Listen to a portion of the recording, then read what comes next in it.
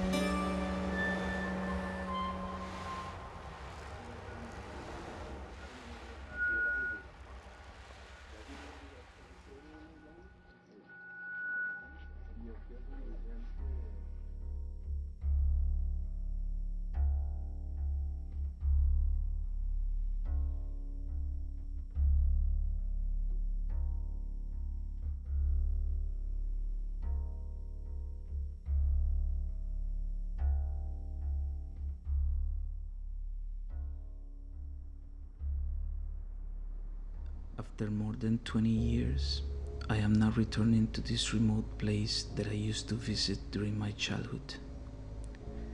Images written in my memory of long gone afternoons in the dark sands of the Pacific coast, of the encounter with the intense humidity of the forest and the smell of the rain, were now fading as an old photograph and have receded through the labyrinths of consciousness.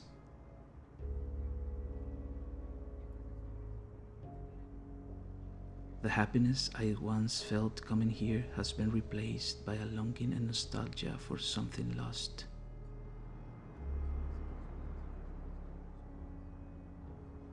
What brings me here is written and disseminated in pieces of paper that I hold in my hands.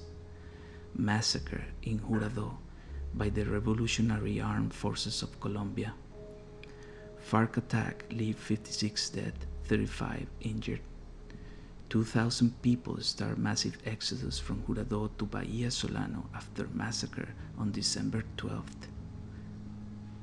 This scattered information took the names of two forgotten little towns of the northern Pacific coast of Colombia out of the map and put them in a corner of a national newspaper in the middle of December 1999, only to be left into oblivion soon after.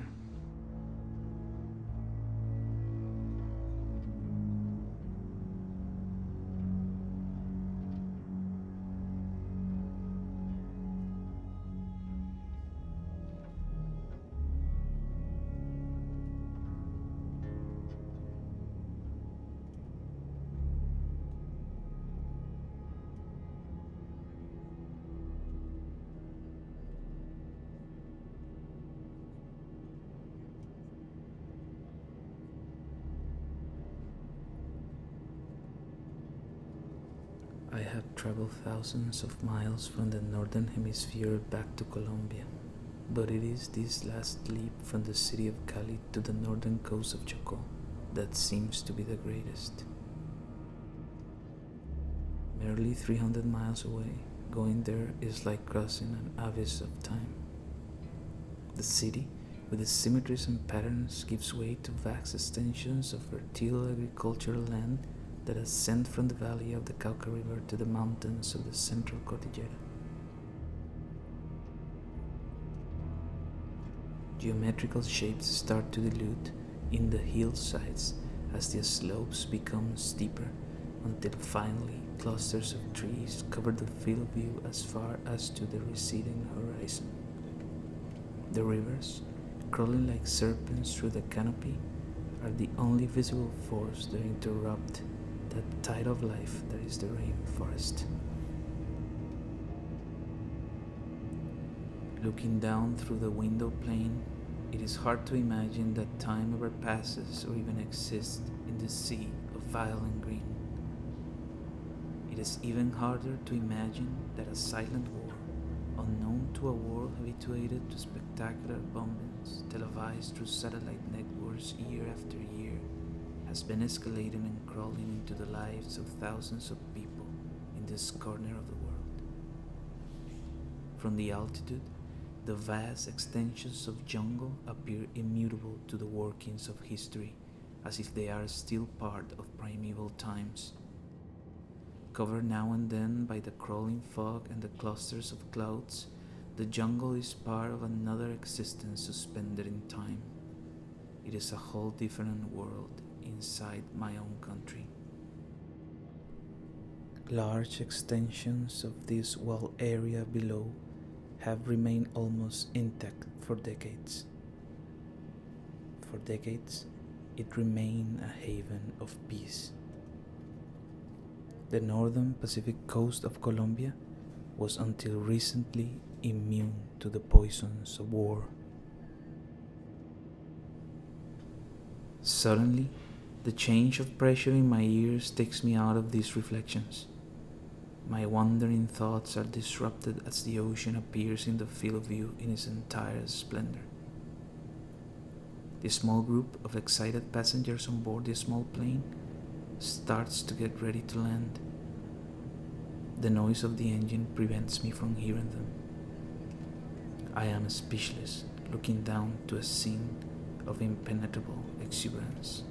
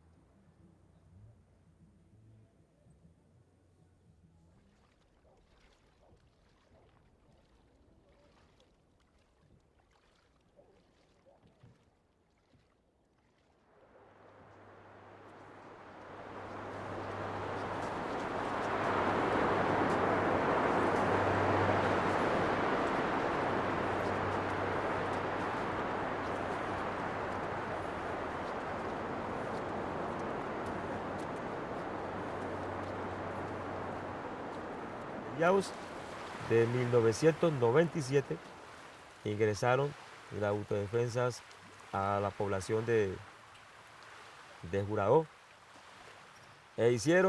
montaron un campamento en un pueblito que se llama Curiche. Entonces fue un momento de mucho pánico porque ellos hacían presencia directa en el pueblo, a pesar de que estaban todas las autoridades, ¿no? Ejercían sobre las personas presión, y ahí empezó la zozobra en Juradó. Sacaron gente durante el día, 1 de la tarde, 12 del día.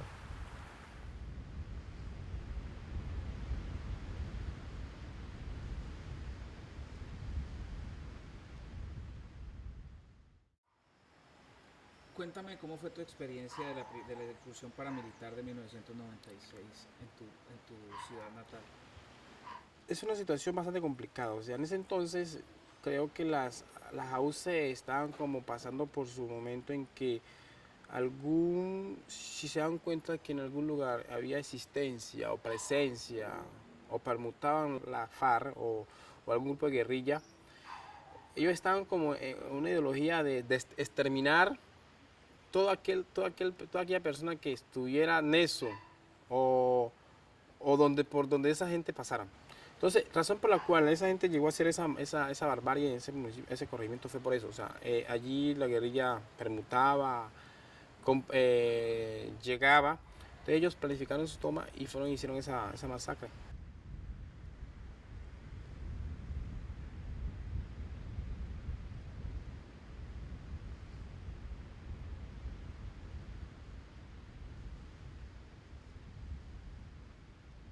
O sea, eso fue algo impactante, eso fue algo cruel, una cuestión jamás volverla a Cushface, no, eso es espeluznante. Entonces, sí, y sentimos que los tiros, las ráfagas de fusiles fuerte bastante, y sentimos un motor, una lancha que entró y salió. O sea, claro, la lancha entró a recogerlos y luego se salieron. Ricardo, esa fue una tarde, era pleno 11 del día, no era más, 11 del día, 10 y media, 11 del día. El manto como una oscuridad, hermano, cubrió ese pueblo como si fuera, o sea, claro, un momento de tragedia. Como si fuese sido las 7 de la noche. O sea, se oscureció, el sol se opuso totalmente, es una cuestión trágica. Mataron 9 personas y quedó un herido. Después, imagínate, la toma en Jurado, el 99, que se decía...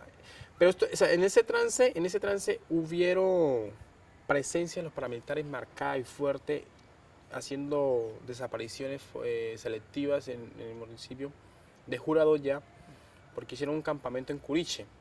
En Curiche hicieron su campamento los paramilitares, hicieron su centro, su lugar de concentración, donde hacían toda clase de barbaries, homicidios, desaparecían, torturaban, secuestraban, y la ley no decía nada.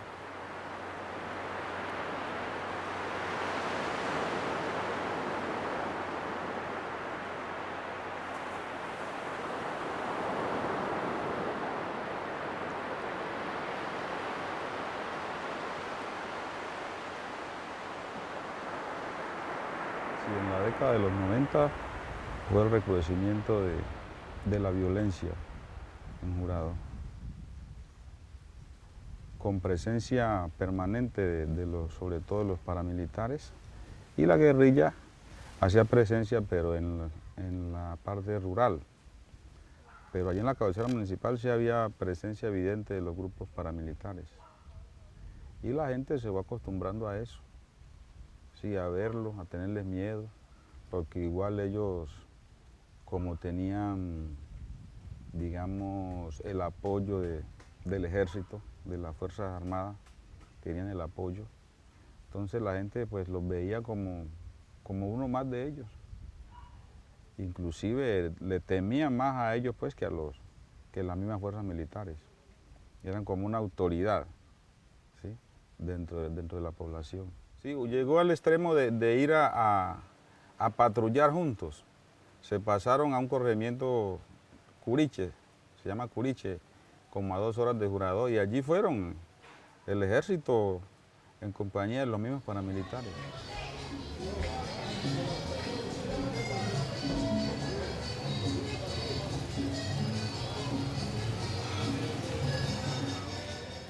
Eso ya va a fines del 99, los paramilitares se van.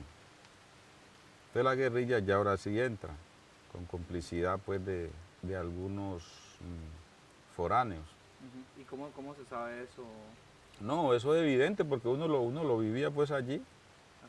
Y entonces logró la guerrilla vincular a su fila gente de la comunidad, que eran los que le servían de enlace de informantes, de llevarles comida, todas esas cosas se pudo evidenciar.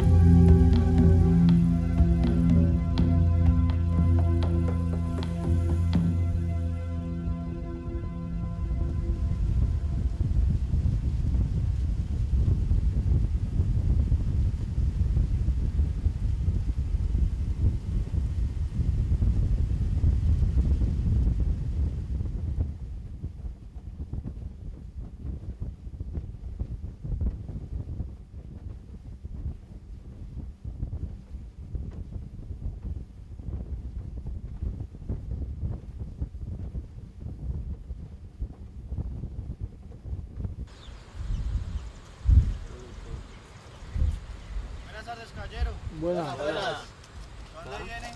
Ahí a Solano. ¿Tienen los papeles de la lancha y del motor? Ahí vienen unos tachos de ustedes, una carne. ¿Y lo van a bajar acá o qué? No, eso va para el puesto de arriba. Eso. Allá van y lo recogen, allá van y lo recogen.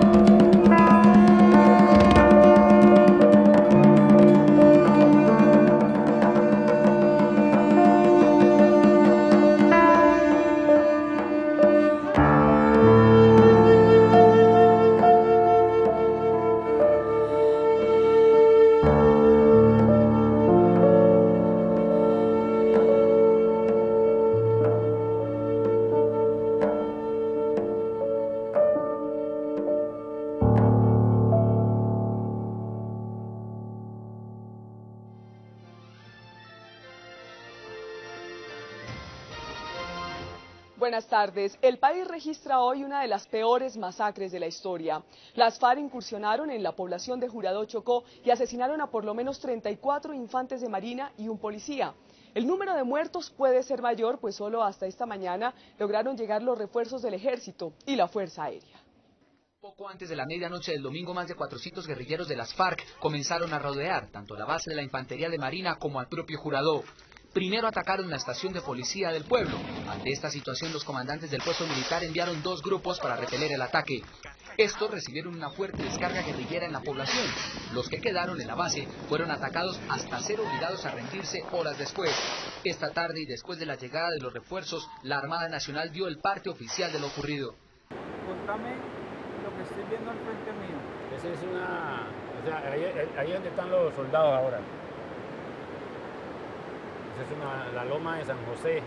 Entonces ellos ahorita ahí están viviendo allí, limpiaron muy bien eso, y han hecho unas casitas allí con bultitos de arena, porque tampoco les han hecho nada de casa y nada, y que ellos también viven allá en la intemperie. Ellos no tienen pues algo cómodo ni nada, sino así todo rústico. Ellos permanecen allí, siempre allá arriba. Durante la toma del 99, ¿ellos estaban ubicados en ese mismo lugar? Sí, ahí en el mismo lugar. Sí, en el mismo lugar. En el mismo lugar. ¿Qué sucedió en esta zona, por ejemplo, durante la toma? Ahí hubo muchos muertos. Hallamos a 2 soldados decapitados, le mocharon la cabeza. No sé cómo ellos se descuidaron, pero allá subieron y les mocharon la cabeza. Hubo uno que la cabeza no se le encontró nunca. No sé si es que se la llevaron o no. Sí. Después que ellos se tomaron eso allí, allá el altillo, la loma, con las mismas armas empezaron a dispararle a los que estaban abajo. Las mismas armas de los soldados. Estaba con mi señora, mi esposa y mis hijos.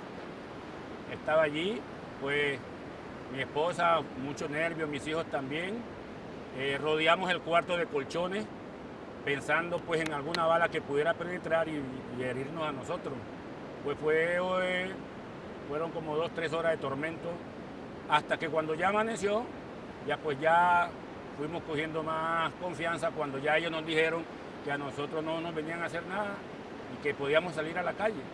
Ya cuando salimos a la calle nos vimos con muchos de ellos y nos hablaban, así que ellos tenían que tomarse esto porque eso era de ellos. ¿Ya me entienden?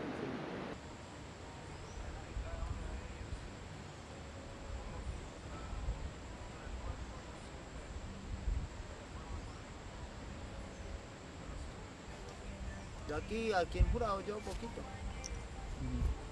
Acá en Jurado.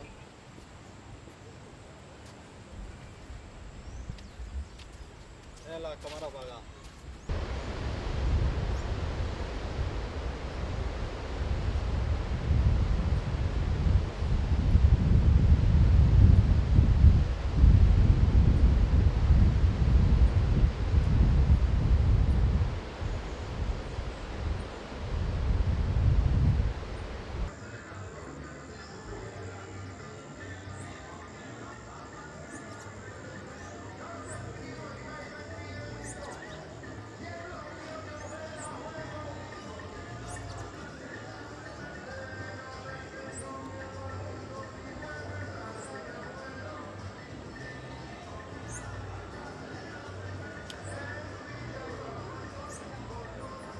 A mí me tocó cargar a varios soldados muertos, colocarlos al helicóptero, lleno de sangre y todo lo demás, pero fue algo muy aterrador porque uno que no está enseñado a esas cosas, ver eso a uno lo marca para siempre, ¿sí? Lo marca a uno para siempre porque son cosas, secuelas que nunca, es muy difícil borrárselas a uno. Luego el ejército se fue, nos dejó abandonados. Ya nos tocó irnos a Vallasolano, otro acá a la hermana República de Panamá, desplazados a Buenaventura, Quibdó, ¿sí? Y tuvimos como 2 años aquí sin el ejército.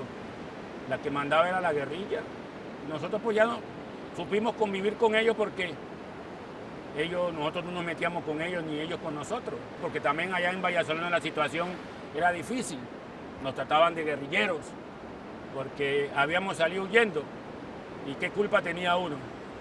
¿Qué culpa tiene uno?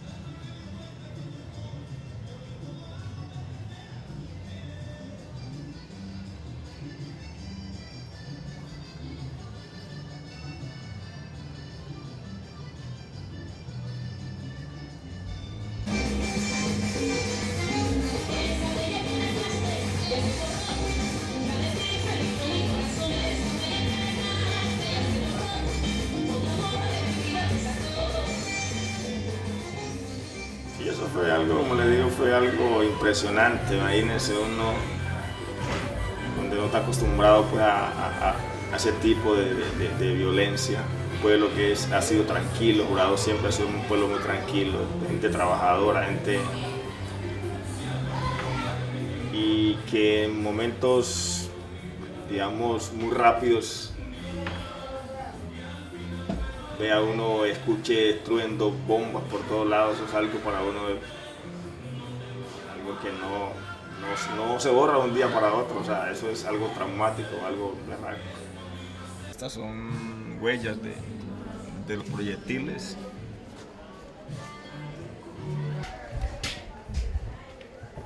Hemos cambiado bastante la madera y todo eso, todo esto. Ya allá en Bahía igualmente era lo contrario de Jurado. Allá mandaban otro grupo, diferente para los de Jurado.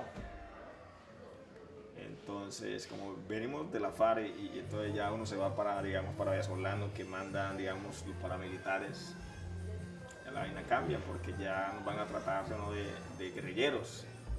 Aún uno vaya huyendo, ya los de allá siempre, o sea...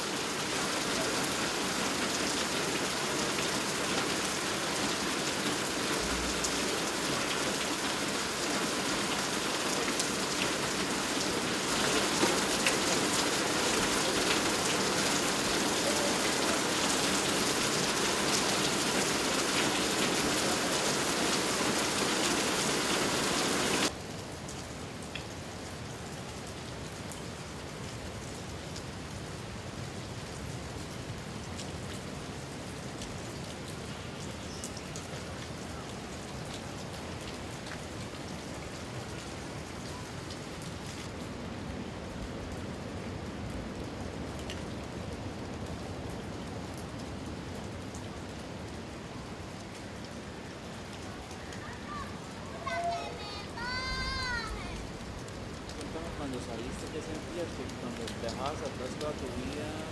Fue terrible, sí.